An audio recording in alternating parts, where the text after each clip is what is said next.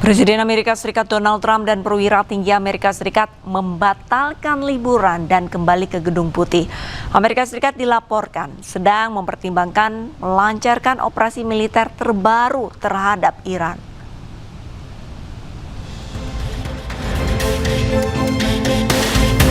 Amerika Serikat dilaporkan sedang mempertimbangkan melancarkan operasi militer terbaru terhadap Iran. Opsi ini muncul justru di tengah gencarnya upaya diplomatik mencapai kesepakatan damai baru dalam konflik Amerika Serikat dan Iran. Namun belum ada keputusan akhir yang dibuat hingga saat ini meski persiapan melancarkan serangan terbaru terhadap Iran terus berlanjut baik di level pemerintahan maupun militer Amerika Serikat. Presiden Amerika Serikat Donald Trump membatalkan liburan panjang akhir pekan terkait Hari Pahlawan di klub golfnya di New Jersey. Trump kembali ke Gedung Putih dengan alasan kondisi yang berkaitan dengan urusan pemerintah. Beberapa perwira militer dan intelijen Amerika Serikat juga dilaporkan mengubah atau membatalkan rencana liburan terkait kemungkinan konflik yang diperbarui. Para pejabat pertahanan meninjau pemanggilan kembali personil yang bertugas di luar negeri. Sementara rotasi pasukan terus berlanjut di seluruh pangkalan Timur Tengah untuk mengantisipasi kemungkinan serangan balasan Iran. Juru bicara Gedung Putih, Anna Kelly mengatakan Presiden Donald Trump tetap bersikukuh Iran tidak akan mendapatkan senjata nuklir, seraya memperingatkan Amerika Serikat siap menghadapi semua kemungkinan skenario jika perundingan damai gagal. Sementara itu, Korps Garda Revolusi Islam Iran memperingatkan serangan apapun oleh Amerika Serikat atau Israel bisa memperluas konflik di luar kawasan. Militer Iran akan membuka front pertempuran baru.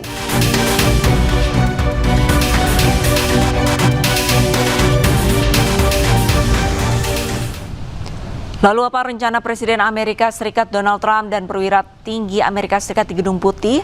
Untuk membahasnya langsung saja kita sudah terhubung dengan dosen hubungan internasional Presiden University, Bapak Teguh Reza Shah. Selamat sore Pak Teguh. Selamat sore, Arlita, salam dari Presiden University. Pak Teguh, kalau misalkan kita lihat ini cukup menjadi sebuah pertanyaan besar, Presiden Donald Trump ini sampai rela membatalkan liburannya untuk mengumpulkan kepala intelijen serta pejabat tinggi lainnya. Menurut Anda, apakah Amerika tengah menyiapkan serangan yang jauh lebih besar lagi ke Iran? Hal ini adalah mungkin ya, karena beberapa hari silam Amerika Serikat sudah mempersiapkan satu operasi namanya Sledgehammer Operation. Ini operasi yang sungguh-sungguh dan saya pikir akan lebih dahsyat daripada serangan Amerika Serikat di masa lalu atas Iran dan juga atas Afghanistan. Dan kalau pertemuan ini terselenggara pada hari libur, saya bisa bayangkan ini akan melibatkan para pimpinan intelijen, misalnya Director of National Intelligence dan juga Direktur dari CIA dan FBI, kemudian melibatkan juga National Security Advisors Amerika Serikat, dan mereka biasanya rapat itu di Cabinet Room, di Roosevelt Room, di Situation Room, dan juga di James Brady Press Briefing Room. Kalau sudah begini, tentunya mereka akan berbicara tentang bagaimana perkembangan terkini.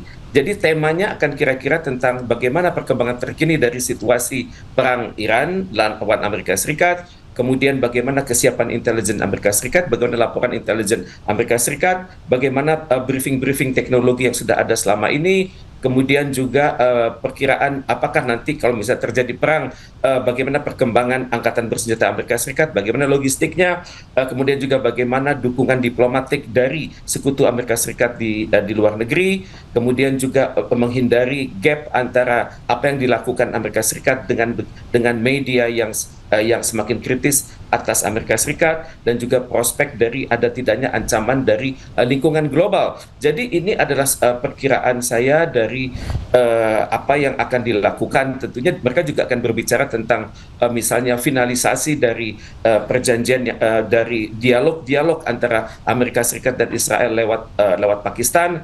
Kemudian juga bagaimana perkembangan dari diplomasi bawah tangan yang rahasia ya, misalnya antara Amerika Serikat dengan Saudi Arabia, dengan Uni Arab Emirat, dengan Israel, dan juga negara-negara yang pro Amerika Serikat. Kemudian juga mereka akan mengevaluasi bagaimana dukungan dari Pakistan dan Qatar selama ini.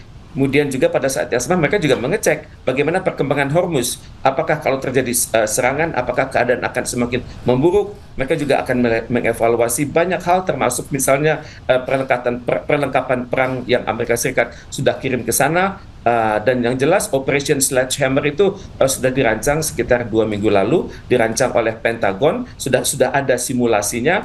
Kemudian masalahnya adalah bagaimana Operation Sledgehammer itu dilaksanakan. Dan ini adalah rahasia besar, sebuah rahasia militer yang tidak sembarangan orang tahu, dan tentunya hanya akan diketahui oleh mereka yang berada di Gedung Putih hari ini, kalaupun terjadi serangan ya, dan juga dukungan dari Central Command. Dan yang jelas semua kapal induk Amerika Serikat dalam keadaan siaga, semua kapal perusak dalam keadaan siaga, semua kapal selam dalam keadaan siaga, dan personil militer dalam keadaan siaga. Ini adalah penting karena ini akan membingungkan Iran, karena secara teori kalau saya merujuk kepada bukunya Sun Tzu yang berjudul The Art of War, maka kegiatan semacam ini akan membuat Iran bingung, akan membuat Iran berpikir-pikir kapan serangan itu akan dilakukan, kemudian bagaimana nanti menyikapinya. Yang jelas sebuah rapat, apakah itu jadi rapat atau tidak, tapi karena diselenggarakan pada satu hari yang sangat penting, itu akan sangat menguras energi Iran, energi di level kebijakan, energi di level strategi, juga di level energi di level operasi, dan juga terutama sekali energi di level perbatasan antara Iran dengan sekitarnya,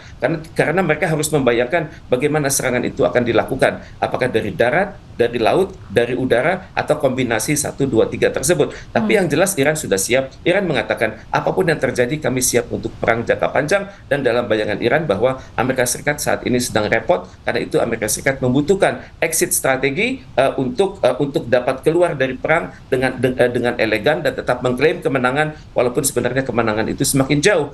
Rencana Amerika Serikat adalah menenggelamkan Iran dalam waktu kurang dari 1 minggu, tapi sekarang perang sudah berlangsung selama 85 hari, dan Iran mengatakan saya siap untuk perang tidak terbatas. Jadi ini adalah berbagai analisis saya atas perkembangan yang saat ini sedang terjadi di Gedung Putih. Terima kasih. Oke, tapi Pak Teguh, kalau misalkan kita lihat tadi Anda sempat menyampaikan bahwa Amerika pada Sabtu sore waktu setempat juga adanya serangan begitu di kawasan kompleks Gedung Putih. Apakah salah satu tindakan ini mungkin bisa jadi salah satu pengacauan untuk pemberian arahan ataupun untuk informasi dari Presiden Donald Trump kepada petinggi-petinggi perwira di sana, atau hanya semacam sandiwara agar Donald Trump bisa mendapatkan simpati kembali dari masyarakat Amerika bahwa ternyata memang harus ada yang dibenahi begitu? Kalau saya merujuk kepada Sun Tzu ya, kita tidak bisa sepenuhnya melihat itu dari aspek yin, tapi juga aspek yang. Kemudian di dalam aspek yin itu ada komponen yang, dan di dalam aspek yang ada komponen yin. Jadi ini ada situasi yang Jerman menyebutnya Zweiseitlich ya. Jadi Zweiseitlich ini kita sulit sekali membedakan yang terjadi itu di panggung depan ataupun panggung belakang. Tapi pengamatan saya, biasanya menjelang hari-hari sakral bagi Amerika Serikat, menjelang hari-hari besar, entah itu perang, entah itu serangan, entah itu statement, itu biasanya ada satu drama ya. Memang kita akui banyak drama dari Donald Trump ini, tapi bagaimanapun juga drama itu mengingatkan kita pada figur Donald Trump bahwa dia adalah seseorang yang mengidap narcissistic personality disorder, yes. dan orang seperti ini tidak bisa kita bayangkan, dan bisa saja dia membuat satu keputusan mendadak. Dan untuk itu ya inilah Donald Trump yang sangat unik, tapi yang jelas pihak Iran mengatakan kami tidak peduli dengan apa yang Amerika Serikat katakan, kami tidak peduli dengan apa yang Amerika Serikat akan jadikan kebijakan. Kami siap berunding dan juga kami siap untuk perang untuk jangka panjang. Jadi saya pikir tidak akan berpengaruh terhadap Iran, karena dalam bayangan mereka sudah menyiapkan mereka sudah menyiapkan sekitar 20 juta volunteer untuk memperkuat pertahanan, karena mereka bisa membayangkan yang akan terjadi adalah suatu perang total. Dalam satu perang total ini menuntut integrasi antara pemerintah dengan masyarakatnya, dan bagi pemerintah ini adalah perang suci, mempertahankan tanah air, mereka siap mati, dan juga bagi masyarakat ini juga adalah perang suci yang namanya adalah jihad fisabilillah, bahwa dalam perang ini maka reward ataupun karunia dari Tuhan itulah yang mereka nantikan. Jadi mereka tidak takut mati. Dan tentunya ini juga merupakan satu peringatan pada Amerika Serikat bahwa yang dihadapinya adalah masyarakat sipil, masyarakat militer, dan juga masyarakat umum. Dan tentunya hal ini berdampak juga pada opini publik dalam negeri Amerika Serikat, karena mereka melihat rakyat Iran usia tua muda itu berbondong-bondong datang ke kamp pelatihan. Dan apa yang dilakukan di kamp pelatihan tentunya itu secara teori namanya military operation other than war. Anak-anak muda ini, ibu-ibu ini, bapak-bapak yang usianya sudah 40-an ini tentunya tidak akan dilibatkan dalam perang, tapi mereka akan berada pada posisi yang mendukung perang tersebut. Misalnya melindungi instalasi sipil, instalasi militer, kemudian mereka terlibat pada mengamankan objek-objek vital di radius tertentu, kemudian juga mengamankan fasilitas umum dan fasilitas sosial. Ini menunjukkan kepada dunia bahwa Iran siap untuk perang, untuk jangka panjang, dan rakyatnya siap untuk hidup atau mati demi Iran. Demikian. Oke, Pak Teguh, kalau misalkan kami lihat begitu untuk Presiden Amerika di salah satu media sosialnya ini menyatakan bahwa tengah melakukan pembicaraan dengan kepala negara-negara Teluk dan juga perundingan dengan Iran sedang dalam tahap finalisasi. Di sisi lain, dari juru bicara Kemenlu Iran juga menyampaikan sedang memfinalisasi 14 poin untuk kesepakatan dengan Amerika. Menurut Anda, apakah masyarakat dunia sudah dapat optimis bahwa perjanjian ataupun perundingan kali ini akan berujung kesepakatan dan damai benar-benar akan tercapai? Dunia mereka-reka ya, karena kalau saya perhatikan bagaimana statement dari media massa internasional, itu kata kuncinya adalah 50-50. Kalau saya perhatikan juga kata kunci dari media di Saudi Arabia, mereka mengatakan tampaknya kok Amerika Serikat mulai kalah ini, dan untuk itu Amerika Serikat tampaknya membutuhkan exit strategi. Memang wajar Donald Trump itu akan selalu berkonsultasi dengan sekutu-sekutunya, karena mereka perlu dimintakan jaminannya di mana posisi mereka pada saat Amerika Serikat melakukan serangan, dan untuk itu sekutunya akan berada pada posisi yang sangat sulit, terutama sekali sekutu yang sudah dibom secara sangat akurat oleh Iran lewat peluru kendali jarak pendek dan jarak menengah. Tentunya mereka mengetahui resiko kalau mereka bersama Amerika Serikat, dan juga mereka mengetahui resikonya kalau mereka tidak serius menghadapi tekanan dari Amerika Serikat, karena mereka juga sadar bahwa kalau mereka salah melangkah, maka resikonya adalah MIGA atau Make Israel Great Again. Jadi perluasan wilayah Israel sedemikian rupa sehingga mencapai tujuan Israel Raya. Dan kalau sudah berbicara Israel Raya, maka sasarannya adalah seluruh wilayah di Timur Tengah tersebut, mulai dari wilayah sekitarnya, Yordania, kemudian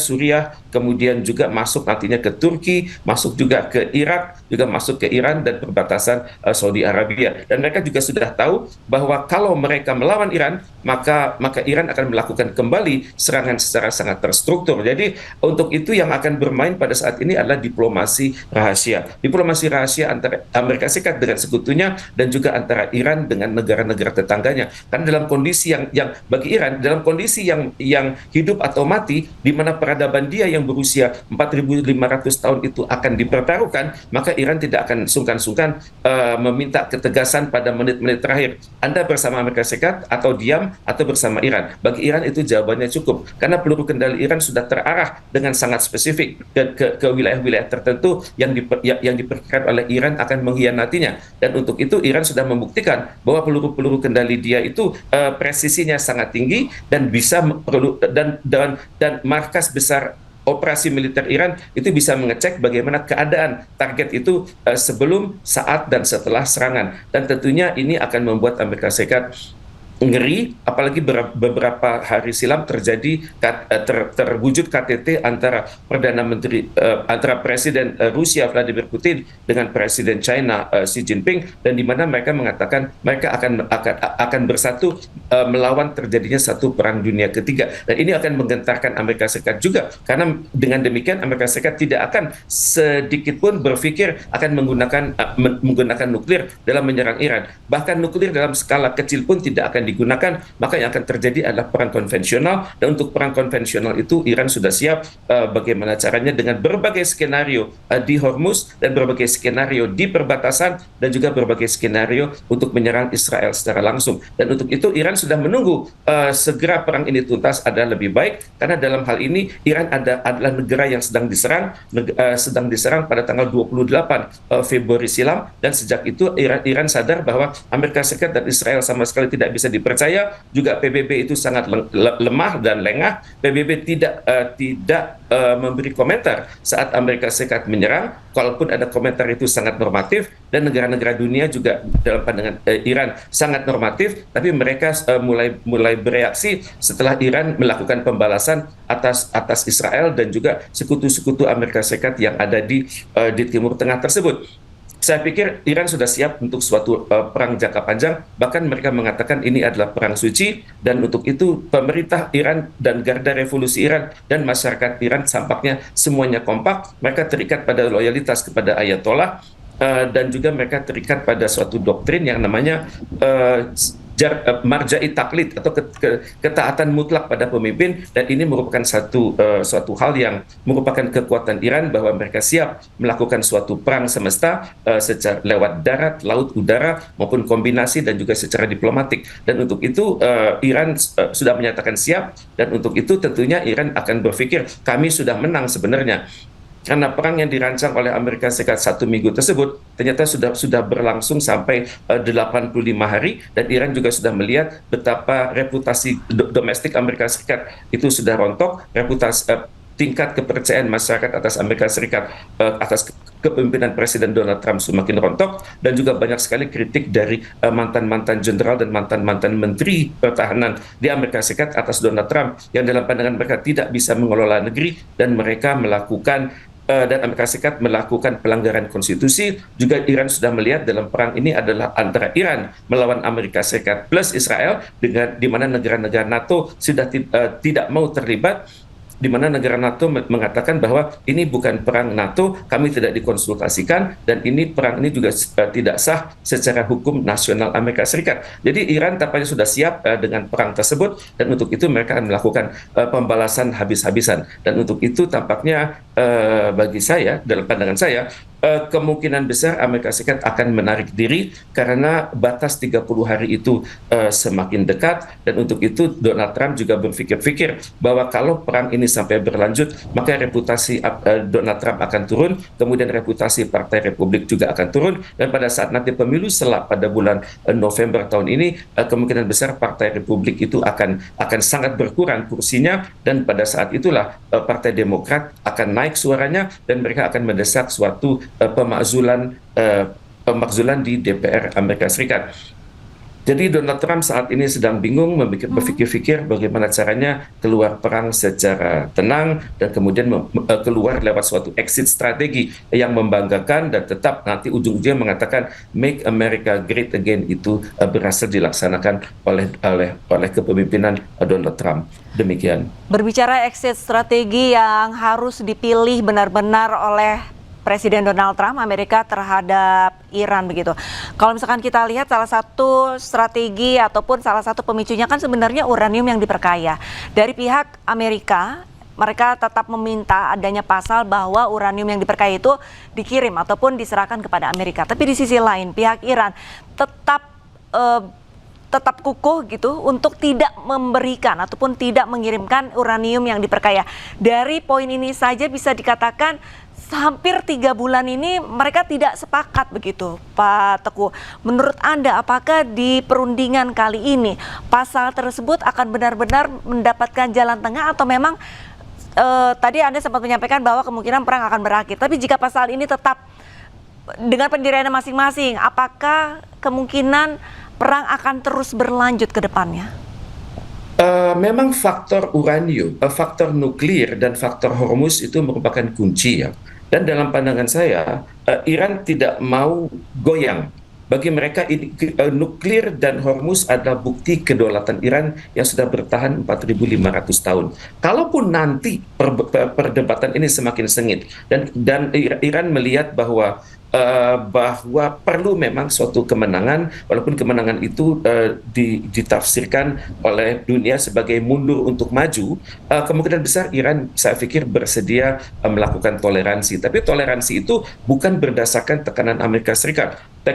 Tekanan yang yang Iran hargai adalah tekanan dari misalnya International Atomic Energy Agency. Dan untuk itu mereka harus juga sangat terukur melihat bagaimana perkembangan nuklir Iran. Apakah masih berada pada tahapan damai atau masih dipersepsikan boleh naik untuk persentase tertentu, tapi jangan lewati titik dan jangan lewati garis merah. Garis merah itu adalah sekitar 80 sampai 85%. Tapi kan ini pun tergantung bagaimana negosiasi Iran dengan Pakistan dan juga nanti Iran dengan International Atomic Energy Agency. Tapi kalaupun nanti faktor nuklir ini Iran bersedia menyepakatinya sesuai dengan perkembangan pada masa Obama, yakni Joint Comprehensive Plan of Action, kalau ukuran itu akan diajukan oleh Iran, ya tentunya Iran juga berpikir kalaupun nanti dimintakan nuklir kami misalnya dikirimkan sebagian atau dalam porsi tertentu ke luar negeri, tentunya Iran akan berpikir yang paling mengerti Iran saat ini adalah Rusia, dan di mana Rusia sudah secara tersamar mengatakan siap menerima nuklir yang sudah diperkaya tersebut dan akan bertanggung jawab dari hasil keputusan yang dibuat di Islamabad ini. Itu masih dimungkinkan. Walaupun bagi Iran, mungkin Iran akan mendesak Amerika Serikat untuk menurunkan tekanannya, karena beberapa saat silam masih terdengar tekanan misalnya 25 tahun Iran tidak boleh melakukan kinerja di bidang nuklir. Kemungkinan besar Iran akan minta untuk turun sampai 5 tahun, karena bagaimanapun nuklir itu bisa diteliti lewat laboratorium. Mungkin di sinilah kita perhatikan bahwa ahli-ahli nuklir Iran memang sudah kualifikasi mereka adalah lebih tinggi daripada ahli-ahli nuklir yang ada di Uni Eropa. Dan untuk itu barangkali Iran sudah menyiapkan strategi, karena semua ayatullah mengatakan nuklir kita tidak boleh digunakan untuk tujuan perang. Dan untuk itu Iran sudah siap dengan perang konvensional. Dan kalau sudah bicara tentang perang konvensional, maka Iran mengatakan pada hari kami melakukan serangan, pada detik itu juga kami melakukan pengembangan dan produksi di kota-kota bawah tanah kami. Dan ini yang membuat Iran itu dahsyat di mata dunia, karena mereka memiliki suatu doktrin perang yang luar biasa, yang sangat spesifik. Mereka tidak beli banyak pesawat tempur, mereka tidak beli banyak kapal laut, mereka tidak punya banyak kapal selam, tapi mereka memiliki rudal balistik pertama, dan juga mereka memiliki integrasi antara radar sipil dan radar militer, dan juga mereka memiliki pesawat tanpa awak yang berputar-putar terus di atas provinsi Iran, dan juga mereka memiliki kinerja mengendalikan satelit, sehingga mereka dapat melihat bagaimana lingkungan Timur Tengah itu pada detik yang sama dengan Iran melakukan pembalasan. Jadi untuk itu mungkin Iran akan memberikan konsesi, tapi konsesi itu hendaknya sesuai dengan prinsip-prinsip International Atomic Energy Agency dan juga sesuai dengan prinsip-prinsip Nuclear Non-Proliferation Treaty, di mana semua negara di dunia berhak menggunakan nuklir untuk tujuan damai, khususnya pembangunan, industri, dan tujuan kesehatan dan tujuan pertanian. Itulah yang akan Iran buktikan dalam hal Iran ditekan terus oleh Amerika Serikat nantinya. Demikian. Baik. Pak Teguh, pertanyaan terakhir, untuk kasus perang antara Amerika dan Iran ini bisa diibaratkan kalah jadi abu, menang jadi arang. Lantas, menurut Anda sebenarnya pihak mana sih yang diuntungkan dari perang antara Amerika dan Iran ini? Tadi tepat sekali frasenya, ya, kalah jadi abu, menang jadi arang. Dua-duanya akan rugi, ya. Paling tidak untuk jangka panjang itu pembangunan akan sangat terhambat di dalam negeri Amerika Serikat dan juga di Iran. Kalau ditanyakan siapa yang paling untung, yang paling untung adalah saya pikir China dan Rusia. Mereka di mana mereka bisa melihat kemampuan Iran mengoptimalkan teknologi yang sudah mereka berikan di masa lalu, sehingga berwujud ke dalam satu produk-produk pertahanan yang lebih canggih. Itu yang pertama. Kemudian yang kedua, Rusia dan juga China juga melihat ternyata Amerika Serikat itu tidak sedahsyat yang dikampanyekan selama ini. Mereka melihat Amerika Serikat adalah raksasa yang sedang menua, dan pada saat yang sama China adalah raksasa yang sedang naik daun. Dan dalam kondisi seperti ini mereka juga melihat kalau Amerika Serikat ternyata sangat kelabakan, di mana ternyata perang ini menyedot energi pertahanan Amerika Serikat jangka panjang. Kita perhatikan perusahaan-perusahaan yang tergolong pada military industrial complex di Amerika Serikat itu kewalahan melakukan supply karena mereka tergantung pada kontrak yang belum dibuat. Karena itu wajar kalau Hexet mengatakan mereka membutuhkan sekitar 200 miliar US dollar, dan juga China dan Rusia melihat dalam perang ini Amerika Serikat banyak sekali menciptakan vakum atau kekosongan di wilayah-wilayah yang sebenarnya harus dia jaga, seperti di Asia Timur, di mana banyak senjata yang dioper dari Korea Selatan dan Jepang dibawa ke Timur Tengah, dan di situ kelihatan betapa kedua negara ini sangat mengeluh karena mereka bisa membayangkan kalau dalam hal terjadinya konflik di Asia Timur yang melibatkan Korea Utara dan juga Cina dan juga Rusia, maka posisi Jepang dan Korea Selatan itu lemah karena sampai saat ini belum ada perdamaian yang abadi di semenanjung Korea, dan juga keadaan Jepang melawan Rusia juga masih kisruh, di mana sampai sekarang masih ada pulau-pulau Jepang yang dikuasai oleh China, dikuasai oleh Rusia. Rusia menyebutnya Kuril Island, tapi Jepang menyebutnya 4 pulau: Habomai, Shikotan, Etorofu, dan Kunashiri. Dan ini adalah suatu potensi krisis di masa depan. Dan kalaupun krisis ini terjadi, maka Rusia dan China sudah siap dengan suatu perang imajiner, di mana mereka sudah tahu apa yang mereka lakukan, belajar dari pengalaman kerontokan Amerika Serikat dalam perangnya melawan Iran ini. Baik, terima kasih banyak diskusinya pada siang hari ini Pak Teguh, selaku dosen hubungan internasional dari Presiden University. Salam sehat Bapak. Terima kasih. Pemirsa, Breaking News masih akan kembali usai jeda, tetaplah bersama kami.